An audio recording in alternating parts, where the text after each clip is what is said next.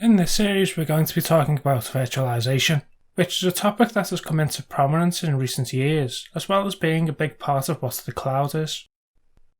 Ultimately, virtualization boils down to running multiple systems on one physical computer, and this is different from just running multiple applications on one server.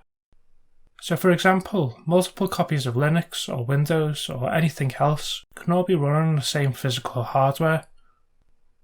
One of the great things about virtualization is that the physical computer you use doesn't need to be a supercomputer, but more powerful systems are more suited to the task. If you've bought a new laptop or a computer in the last 5 years, there's probably no reason you can't do it for yourself. Although because there are so many different computers and laptops available, I'm not going to promise anything.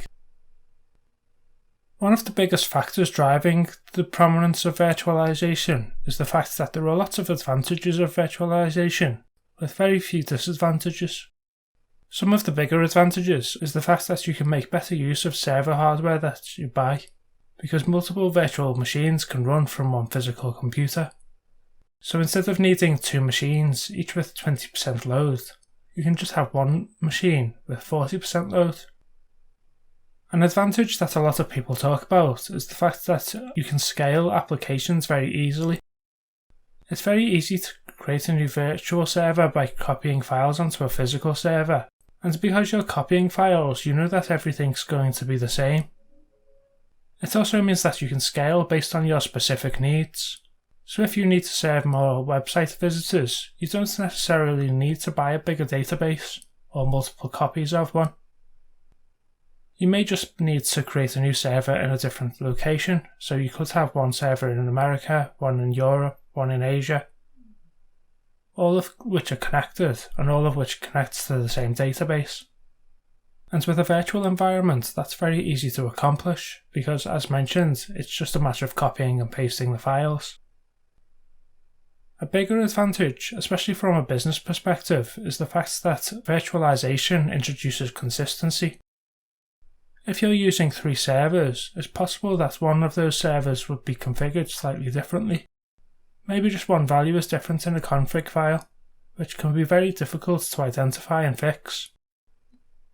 If you're using copies of the exact same files for the entire server multiple times, there's no chance of that happening. And this also applies to development environments.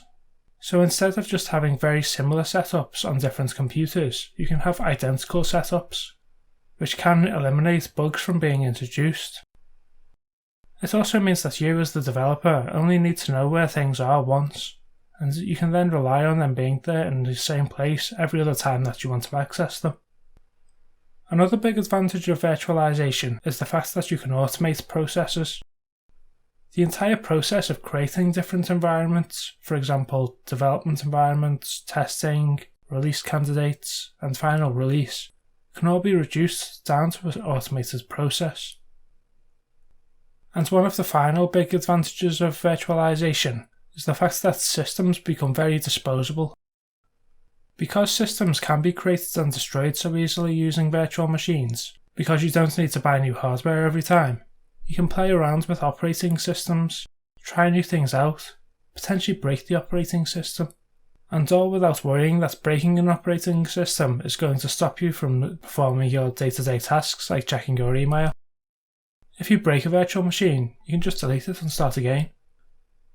So let's talk about the disadvantages.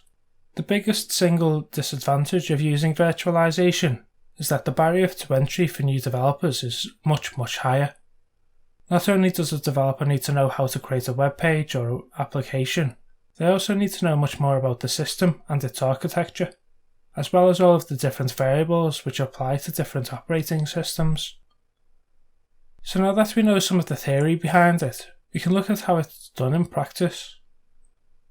Virtual machines can typically be run in 2 different ways, either directly on the hardware or as software within another operating system in a host-guest environment. We won't be going into too much detail about the hardware methodology because uptake for this type of virtual machine is limited in the web development world, which is why I'm interested in virtualization in the first place.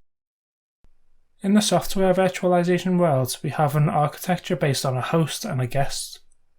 The host is the operating system which is actually installed on the server on hardware, and the guests are the operating systems which are virtualized, so they are guests in the host's hardware environment. And in the next video we're going to take a look at how we can use VirtualBox to create such a virtual environment.